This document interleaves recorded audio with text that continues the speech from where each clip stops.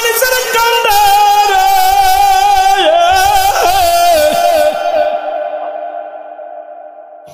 নবীটাকে কিছু সাহাবীরা উঠে উঠে ওখান থেকে আড়ালে দেখ কান্দে।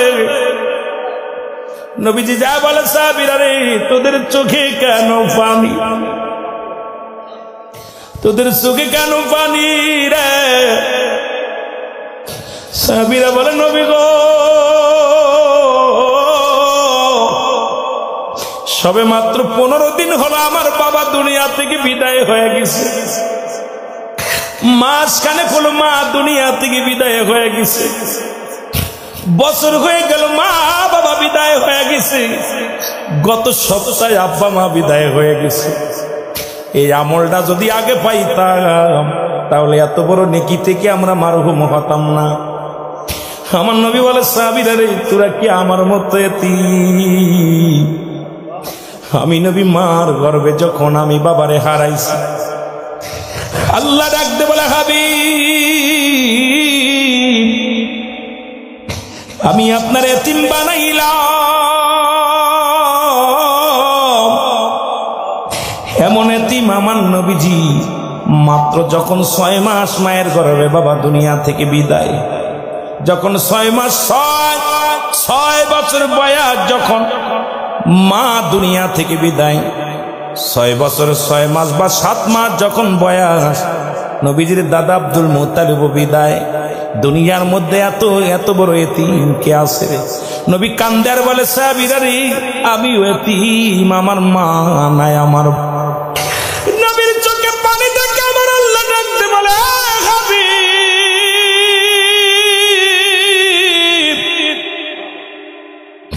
আপনার চোখে পানি, আপনার চোখে পানি গো নবী।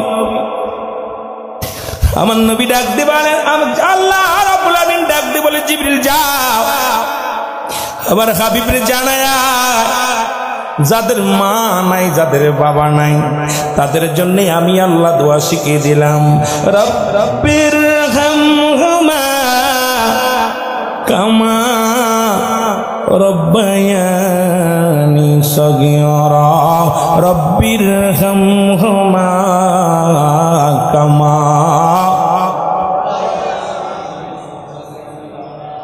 আহা, আদম আলাইহিস সালাম দোয়া করে, রব্বানা যালামনা আনফুসানা, হে আমার রব, আমিও তো আদম চাইছি নিজের জন্য ক্ষমা। আহা, যালামনা, আহা, আমি জালিমদের অন্তর্ভুক্ত হয়ে গেছি, জুলুমকারীদের অন্তর্ভুক্ত হয়ে গেছি, আমার তুমি ক্ষমা করে দাও। আর আমার নবী কান্দে, পিতা মাতার জন্য দোয়া শিখিয়ে দিছে আল্লাহ। আমার নবী বললেন, তোমরা কাঁদো কেন? তোমার আব্বা মা যাদের নাই, বাবা মা যাদের নাই, তোমরা বেশি বেশি করে দোয়া করো। কি করে? হে আমার রব, হে আমার প্রতিপালক, হে আমার আল্লাহ, আমার পিতা মাতার সগীরা গুনাহ মাফ করে দাও, কবিরা গুনাহ মাফ করে দাও, জানা গুনাহ মাফ করে দাও, জানা গুনাহগুলো মাফ করে দাও। তোমার রহমতের কোলে আমার বাবা মার টেনে নাও, জোরে বলেন মারহাবা, তুলে নাও। আজকে আব্বা মা যাদের নাই, পুরা কপাল্লা 3টা জিনিস কাজে লাগবে মরা পরে। নাম্বার 1 নেকামত, নাম্বার 2 সাদকায়ে জারিয়া, নাম্বার 3 হলো নেককার সন্তান। এমন সন্তান আমরা রেখে গেছি দাঁড়ায়া প্রস্তাব করে বয়া করতে পারে না, জোরে বলেন ঠিক কিনা? এমন সন্তান রেখে গেছি যে সন্তান আপনার জন্য দোয়া তো দূরের কথা, ও পশ্চিম চেনে না, পূর্ব পশ্চিম চেনে না, ও দাঁড়ায়া প্রস্তাব করে বয়া করতে পারে না। এই সন্তান রেখে যাবেন, এই সন্তান কি কাজে লাগবে আপনার? আপনার সন্তান যদি নামাজ যদি না পড়ে, যদি শরীয়তের বিধান না মানে, এই সন্তান রেখে যাওয়া আরো আপনি জ্বলন্ত আগুন দেখে যাওয়া সমান, জোরে বলেন ঠিক কিনা? জ্বলন্ত আগুনে হাত দিলে যেমন পুড়ে যাবে, এই অপদার্থ সন্তান, জাহান্নামী সন্তান, আপনার হারামখোর সন্তান আপনার জন্য জাহান্নাম ডেকে আনবে, জোরে বলেন। আর একটু জোরে বলেন। আমার ভাইয়েরা, আমার বন্ধুরা, আমার গভীর মনোযোগ। এই জন্য হযরত ওমর ফারুক রাদিয়াল্লাহু তাআলা আনহুর কদমের মধ্যে এক বৃদ্ধা তার সন্তানকে হাত ধরে টেনে নিয়ে আসলেন। আল্লাহু আকবার। আর একটু জোরে বল, আল্লাহু আকবার। ওমর ফারুক হাত ধরে টানতে টানতে ওমর ফারুকের কদমে আনলেন। খলিফা হযরত ওমর বসে আছেন, বিদ্বেষে বলে আমিনুল মুমিনিন, আমি আমার ছেলেকে আনছি, আমার ছেলের বিচার করা লাগবে, আপনার বিচার করা লাগবে। বাবা সন্তানের হাত ধরে আনছে খলিফার কাছে, বিচারের জন্য নিয়ে আসছে। মনে রাখবেন কথাটা বাবা। খলিফা তোমার ফারুক ডাকতে বলে, বিদ্যা কি তোমার ছেলে? বলে হ্যাঁ। ছেলের যেটা তোমার বাবা? বলে জি আমার বাবা। বলে তোমার বিচার করা হবে। বলে কি অন্যায় করেছে বলেন? বলে 1 নাম্বার অপরাধ, আমার ছেলের 1 নাম্বার অপরাধ, আমার ছেলে মাদক সেবন করে।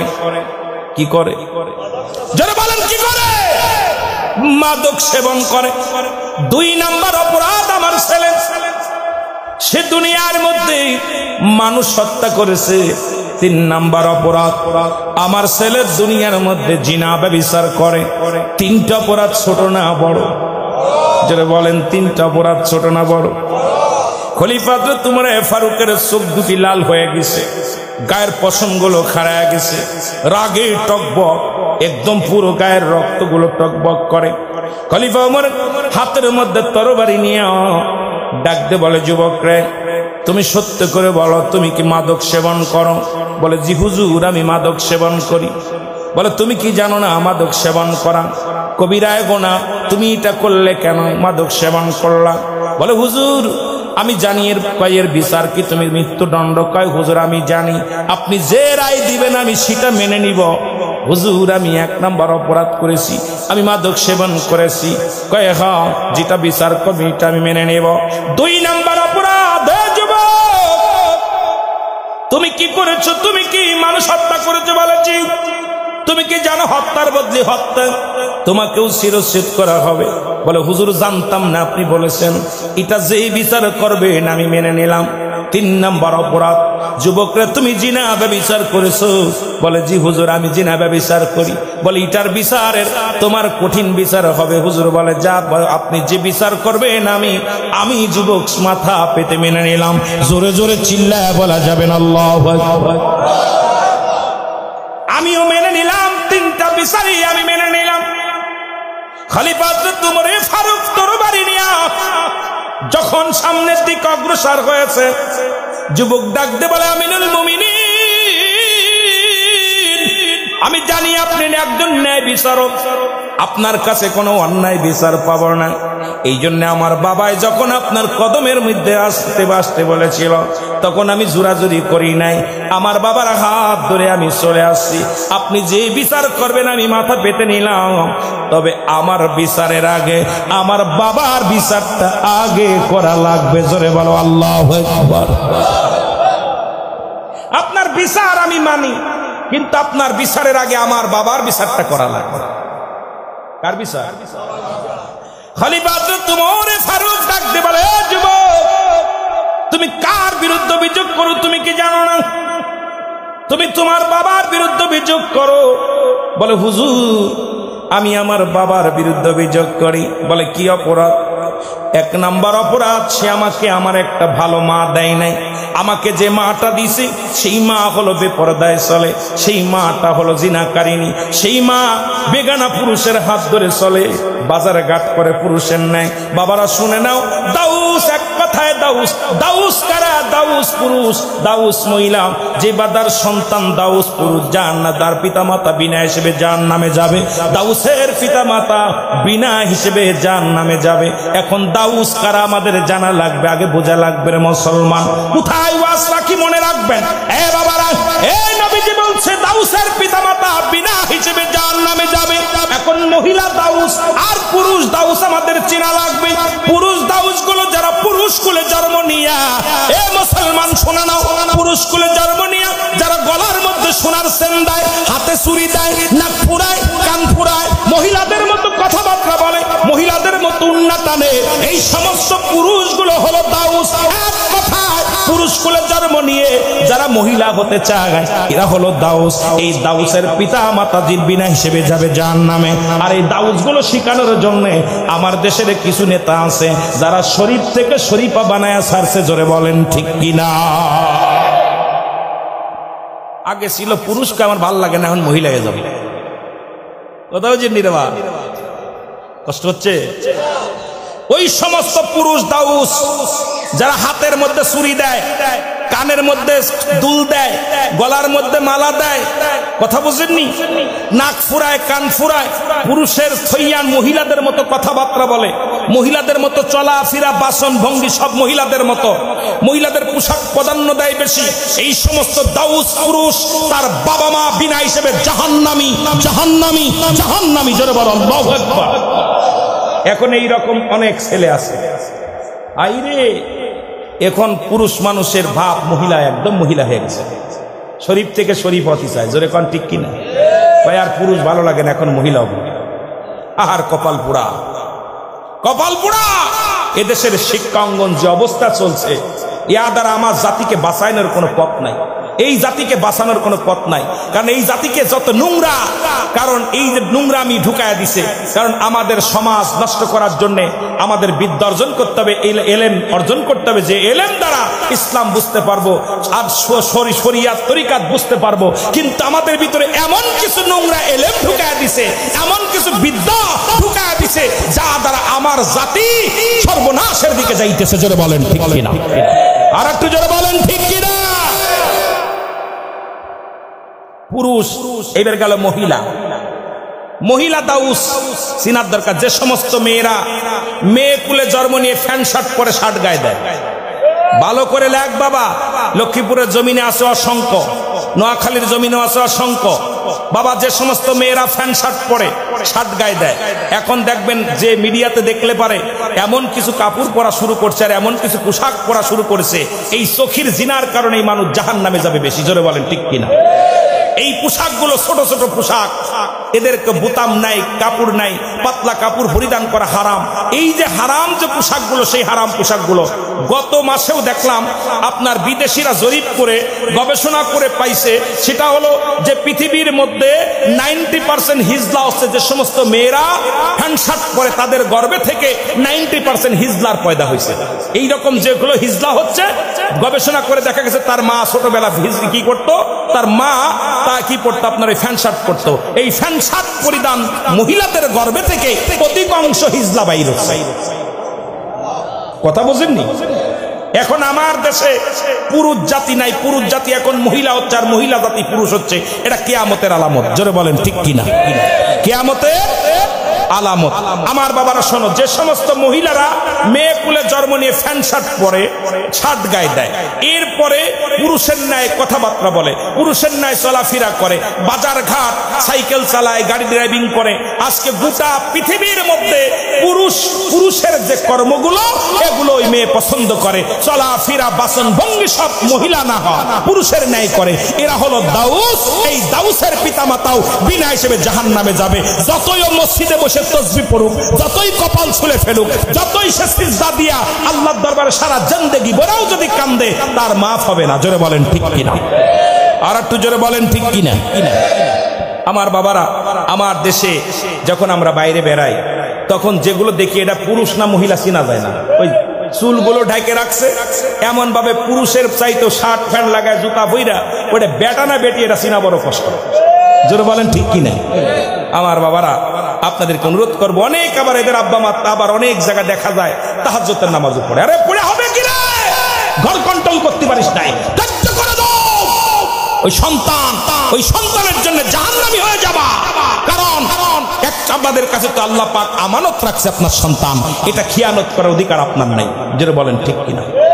খিয়ানত করার অধিকার আছে? কথা বলেন না কেন? আছে। তাহলে আমার জাতি, আমার সমাজকে কেমনে বাঁচাবো আমি বুঝি আসে না মাঝে মাঝে। আমার ভাইরা, আমার বন্ধুরা, আমার গভীর মনোযোগ। উনি বললেন, কি বলেন শোনেন, বলে খলিফা হযরত ওমর ফারুক রাদিয়াল্লাহু তাআলা আনহু ডাকতে বলেন, যুবক রে, তুমি কি বলতে চাও? বলে, হুজুর, 1 নাম্বার অপরাধ আমার বাবার, সে আমাকে একটা ভালো মা দেয় নাই। আমার মা জিনাকারী, আমার মা বেগানা পুরুষের সঙ্গে চলাফেরা করে, বাজার ঘাট করে পুরুষের নাই। সুতরাং প্রাথমিক বিদ্যালয় হলো মায়ের কল। আজকে যে সমস্ত যুবকরা বিয়ে করিস নাই, তোদের পায়ে ধরে বলে যায়, তোদের হাতে ধরে বলে যায়, যদিও আজকে মাহফিলে যুবকগুলো নাই, কারণ যুবকগুলোর কপাল খুলে নাই, কারণ আজকে আমার দেশে বেকার, কারণ দুয়াও দরকার, দাও দরকার। এই যুবকগুলো যদি গানের প্যান্ডেল হতো পাগলের মতো ছুটে আসতো, কিন্তু জান্নাতের বাগানে বড় অভাব। আরে কপাল পোড়া যুবকরা শোন, বুড়া হয়ে মরবি এমন কোনো গ্যারান্টি দিতে পারবো না, কারণ দেখা যায় দাদার কাঁধে সন্ন্যাসীর লাশ,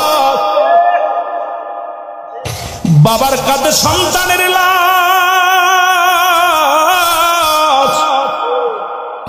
কখন দুনিয়া থেকে চলে যাব কেউ বলতে পারি না। কত যুবকরে বিদায় করে দিলাম, কত যুবকরে কাফন পরাইলা, দাফন করাইলা, কিন্তু আমার যুব সমাজ কেন বোঝে না রে বাবা? এই যুবকদের জান্নাতের সরদার হবে আল হাসান আল হুসাইন, যুবক বয়সী হবে জান্নাতি। এই যুবকদেরই দরকার ছিল জান্নাতে আগে আসার। জোরে বলেন ঠিক কিনা? আমার ভাইরা, আমার বন্ধুরা, আমার শোনে নাও, আমি যুবকদের বলে যাই, প্রয়োজনে একজন ভ্যান চালকের মেয়ে বিয়ে কর, রিক্সা চালকের মেয়ে বিয়ে কর, একটা কালো মেয়ে বিয়ে কর। আজকে আমার যুব সমাজ সুন্দরী পূজারী হয়ে গেছে। সুন্দরী চামড়া পাইলে আর তাদের মাথায় কাজ করে না। আগের যুগে যখন বিয়া হতো, আগে দেখতো মাতৃকুল পিতৃকুল, মেয়েটা কোরআন পড়তে পারে কিনা, মেয়ের বাবা মা পর্দা করে কিনা, হালাল করে বান্দা বান্দি কিনা। আজ আমাদের সমাজ, আমাদের ছেলেরা এখন আর এগুলো দেখার প্রয়োজন আসে না, খালি দলা চামড়া দেখলেই পাগল হয়ে যায়। এই ঘোড়ার মতো যারা খিলখিল করে বেড়ায় রাস্তা দিয়া, এইগুলোর এই নজরে লাগে। এদের পেট থেকে ভালো জাতি আসা সম্ভব নয়, কারণ গাউসে পাকের মতো সন্তান যদি আনতে হয়, ও মুসলমান, উম্মুল খায়ের ফাতেমার মতো আদর্শবান মায়ের দরকার। আজকে যে সমস্ত মারা জর্জেট কাপড়, পাতলা কাপড় পরিধান করে, ওর ভিতর থেকে কি আশা করতে পারো রে মুসলমান? শুনে নাও, শুনে নাও, এ বাবারা, দিলের কান্না লাগা শুনে নে। একটা গরিবের মেয়ে বিয়ে কর, একটা কালো মেয়ে বিয়ে কর। যে মেয়েটা কোরআন পড়তে পারে, যে মেয়েটা পর্দা করে, যে মেয়েটা নামাজের বিধান জানে, যে মেয়েটা পর্দার বিধান জানে, যে মেয়েটা পর্দা মেনে চলে, যে মেয়েটা তার বাপ মার, শ্বশুর তার মা, শ্বশুর শাশুড়ির খেদমত করে, এমন একটা আদর্শবান বিবি যদি দুনিয়ার মধ্যে পাও, তোমার জিন্দেগি সুন্দর হবে। দুনিয়াতেই কি জান্নাতের কিছু নিয়ামত পাবা। জোরে জোরে চিল্লায় বলা যাবে না, ঠিক কিনা? তোদের পায়ে ধরে বলা যায়, আর এই সুন্দর চামড়া থেকে ভুলে যাস না। এই সুন্দরী চামড়ার মধ্যে আছে গলত, ঠিক কিনা? এরা নিজের বডি সেভ করবে না, তোরে সেভ করবে। এরা নিজের এই ধলা চামড়ার গৌরবে ওরা পর্দা করে না, ওরা নামাজ পড়ে না, ওরা ইসলাম বোঝে না, কারণ ওদের পর্দা করলে, বুরকা পড়লে ওদের গরম লেগে যায়। জোরে বলেন ঠিক কিনা? আর একটু জোরে বলো ঠিক কিনা? আজকে আমার জাতি, আমার সমাজকে বাঁচাইতে হলে যুবকদের পায়ে ধরে বলে যায়, আবার আমার মাদেরও বলে যায়, মারা শোনো, ও আমার মা, তোদের যে কত দাম। বাংলাদেশের জাতীয় পাখির নাম দোয়েল। দোয়েল যদি জানতো তার নিজের মর্যাদা, জীবনেও সে ময়লার উপরে পড়তো না। কিন্তু মাদের কত দাম যদি মারা জানতো। ও মা, তুমি আলেমদের মা, তুমি হাফেজ সাহেবের মা, তুমি কারি সাহেবের মা, তুমি ইমাম সাহেবের মা, তুমি আল্লাহর নবীর মা, তুমি আল্লাহর ওলিদের মা। ও মা, তোদের বড় দাম রে মা, তোদের বড় দাম। এই দামটা নষ্ট করিস না। তোরা যত হেফাজতে থাকবি, তোদের মর্যাদা ততই বাড়বে। জোরে জোরে বলেন ঠিক কিনা? আমি মাদের বলে যাই, মারা শোনো গো, এর বিয়ের আগে দাবি করবা দাদার কাছে, দাদির কাছে, মায়ের কাছে, আমার যার সঙ্গে বিবাহ দিবা, ও মা, একজন ভ্যান চালকের সাথে দাও, দুঃখ নাই, রিক্সা চালকের সাথে দুঃখ নাই। ওরে ওই সন্তানটা সারাদিন পরে আমারে হালাল খাদ্য খাওয়াইবে, 5 ওয়াক্ত সালাত আদায় করবে, আমারে পর্দার ভিতরে রাখবে। আমি বাড়ি চাই না, গাড়ি চাই না। ও মা, মারে, তোদের পায়ে ধরে বলে যায়, এমন একটা স্বামী ধর, যে স্বামী তোরে সারা জীবন পর্দার মধ্যে রাখবে। এমন একটা স্বামী ধর, যে স্বামী তোরে হালাল খাদ্য খাওয়াইবে।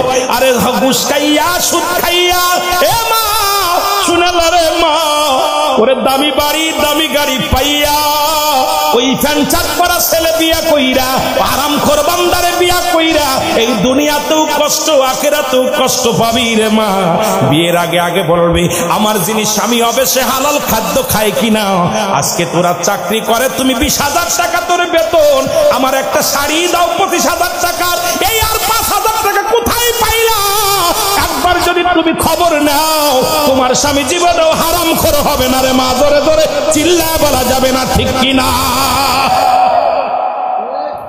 মারে বলি মা গো, বিবাহর আগে যে ছেলেটার সঙ্গে বিবাহ পুষবা আগে দেখবা সে জানাজারে যে আজকে ছোট্ট ছেলে জানাজার নিয়মগুলো বলবো।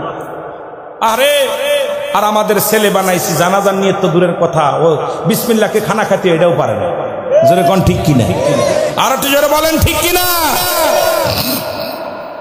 আমি মা আগে বলবো মারে, বড় বক্তার দরকার নাই, বড় মুক্তির দরকার নাই। বিয়ে করার আগে বলবো ওই ছেলেটা চাকরি করুক যাই করে, 1 নাম্বার দেখবা সে হালাল খোর বান্দা কিনা, 2 নাম্বার দেখবা নামাজের নিয়ম কানুন জানে কিনা, 3 নাম্বার দেখবা সে নামাজ আদায় করে কিনা, 4 নাম্বার দেখবা তার ক্যারেক্টারটা। আহা, আজকে আমি তোদের কাছে মারে বলি মা, এইরকম একটা জামাই যদি তোর কপালে জুটে যায় দুনিয়াতে তুই যে কত শান্তির মধ্যে থাকবি।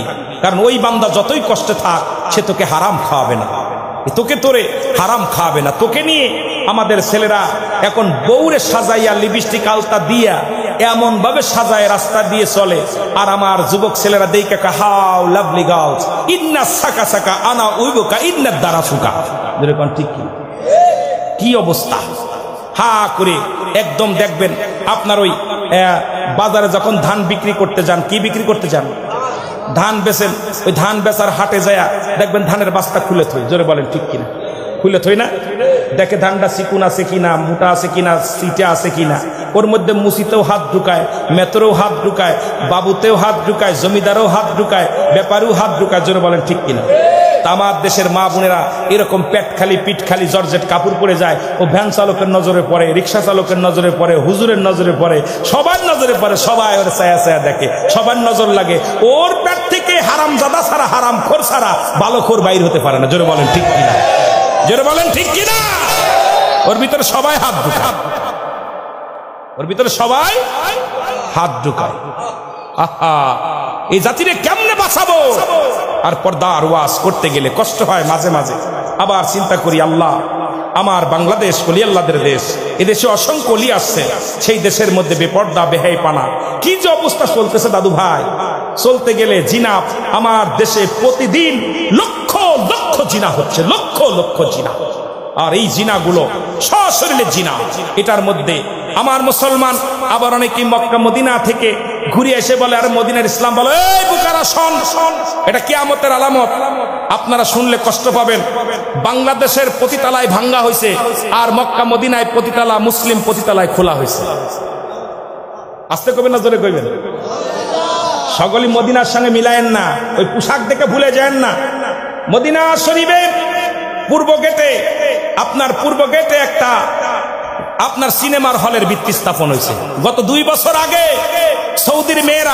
সৌদির মেয়েরা রাজার কাছে দাবি করছে যে আমাদের সিনেমা চার হল চাই, হল চাই। এখন সৌদি আরবে কাবা শরীফের পাশ দিয়ে একটা সিনেমার হল ভিত্তি স্থাপন করছে। কোন দেশে বাস করতেছেন মৌলভী সাহেব? এখন উনাদেরকে ধরছে বুতুম ফেসায়, যারা মক্কা মদিনার রাজত্ব করতেছেন। আমার নবীজির এত নিয়ামত নিয়ে আছে, যে আয়ামে জাহিলা অন্ধকার জামানা ত্যাগ করে যে সুন্দর একটা জামানা উপহার দিছিল, সেই জামানার মধ্যে মুনাফিক এমন ভাবে ঢুকছে, এই মুনাফিকরা ঘুমটা মারা মৌলবী দেখবেন ওই রাজার মাথায় ঘুমটা মুড়ি দিতে হয়। ও কিন্তু সবচেয়ে নগণ্যতম অপরাধী। কারণ আমি আপনাদের কথা বলে যাই, ও হচ্ছে সবচেয়ে শিয়াবাদ, সবচেয়ে পৃথিবীর মধ্যে ওহাবিবাদ। ইসলাম নাই, ইসলাম নাই, পোশাকের মধ্যে ইসলাম, ভিতরে নবীর আদর্শ নাই। যারা বলেন ঠিক কিনা? আরো যারা বলেন ঠিক কিনা? তা না হলে ওই দেশে মহিলাদেরকে, এখন সৌদি আরবে মহিলারা গাড়ি চালায়, বুঝতে বাকি নাই। আপনারা শুনলে অবাক হবেন, বাংলাদেশ থেকে কালো মেয়েরাও যায় সৌদি আরব বাচ্চা পেটে আনছে। কথা কয় না কেন? দেখেন না ওরা কত বড় নিকৃষ্ট পর্যায়ে চলে গেছে। এই জন্য সৌদির ইসলাম ইসলাম না, ইসলাম হলো কোরআন হাদিসের ইসলাম, আমার নবীর আদর্শ ইসলাম। জোরে বলেন ঠিক কিনা? কিন্তু সৌদিতে দেখেন, আপনাদের এলাকা থেকে যদি কোনো মেয়ে যায় 2-4 বছর পরে নির্যাতিত হইয়া এক গিয়েছিল সিঙ্গেল আইসে ডবল। কথা কয় না কেন? আমার এক বান্ধবী আছে, কিছুদিন আগে ফিরছে, কালো আমার দেখতে, আমি তো আর আসওয়াত তো আছি, আমার সেই তো কালো। দোস্ত আমার ফোনে ফোন দিছে, দোস্ত আমি আসসালাম, মেলা দিন পরে ফোন দিছে। আমি ফোন নাম্বার পালি কই? নাম্বারটা তো পাইলাম, তোর ইউটিউবে দেওয়া ছিল, পালাম। আমি সৌদি ছিলি না? তুই চলে আইসি। কেন? দোস্ত বাড়িওয়ালা আয়া নির্যাতন করে, বাড়িওয়ালা ছেলে নির্যাতন করে, 3 ছেলে 3 জনের কাছে থাকা লাগবে। ওরে এত বড় নিকৃষ্ট, ওদের টুপি দাড়ি জুব্বা গায়ে আছে, জুব্বা গায়ের ভিতরে আছে, টুপিও তোর বাপের কাছে শোয়া লাগবে, ছেলের কাছে শোয়া লাগবে, ছেলের কাছে না আসলে বাপে মারে, বাপের কাছে না আসলে বাপে মারে। আমি আশ্চর্য হয়ে গেলাম। তুই দোস্ত ওদের কোনো মানবিস নাই, ওরা এত বড় নিকৃষ্ট। তারপরে আমার গবেষণা মতো আপনারা দেখছেন যে বাংলাদেশ থেকে যত নারী গেছে সৌদি আরবে অধিকাংশই প্রেগনেন্ট হয়ে ফিরছে। যেটা বলেন ঠিক কিনা? তাহলে বোঝা গেল যে সৌদি আরবের ইসলাম আমাদের ভিতরে যারা ঢুকছে ওরা তো বলৎকার করবে, ওই ইসলাম ঢুকছে। আসলে মদিনার ইসলাম দরকার, আমার নবীর ইসলাম দরকার। যেটা বলেন ঠিক কিনা? যেটা বলেন ঠিক কিনা?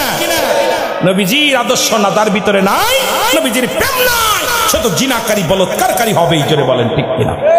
এই যে কটা কথা বললাম মনে রাখ, যদি না হয় এখনই খোঁজ নেন যে সৌদি আরবে সিনেমার হল হয়েছে, সৌদি আরবে মুসলিম পতিতালয় খোলা হয়েছে, সৌদি আরবে মেয়েরা গাড়ি চালায়, ওপেন চাকরি করে, ওপেন ড্রাইভিং করতে। যদি না হয় আমার জিব্বা কেটে দেব।